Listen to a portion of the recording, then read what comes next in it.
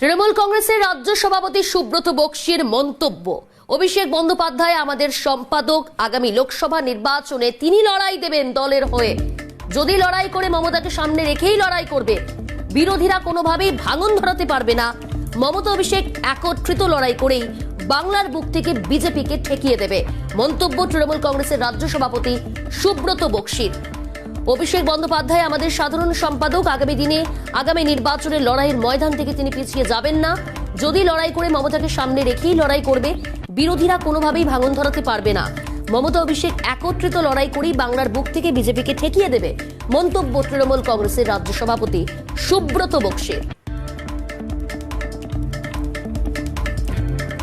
বাংলার মাটিতে দাঁড়িয়ে যে নির্বাচন আসছে, অভিষেক বন্দ্যোপাধ্যায় আমাদের সর্বস্তরে ভারতবর্ষের রাজনীতিতে সাধারণ সম্পাদক। তো স্বাভাবিকভাবেই এই নির্বাচনে অভিষেক বন্দ্যোপাধ্যায় যদি লড়াই করেন, নিশ্চিতভাবে আমার ধারণা তিনি লড়াইয়ের ময়দান থেকে পেছিয়ে যাবেন না। যদি লড়াই করে, তাহলে মমতা বন্দ্যোপাধ্যায়কে সামনে রেখেই লড়াই করবে এবং জোড়া ফুলকে সামনে রেখেই লড়াই করবে। এ ব্যাপারে নিশ্চিত আপনাদের বৃথা চেষ্টা, তৃষ্ণা মেটাবারে ফোঁটা পাত্রে জল ঢালুন। আপনারা চেষ্টা চালিয়ে যান দলে ভাঙন ধরানোর জন্য, কিন্তু মনে রাখবেন এ ভাঙন আপনারা ধরাতে পারবেন না।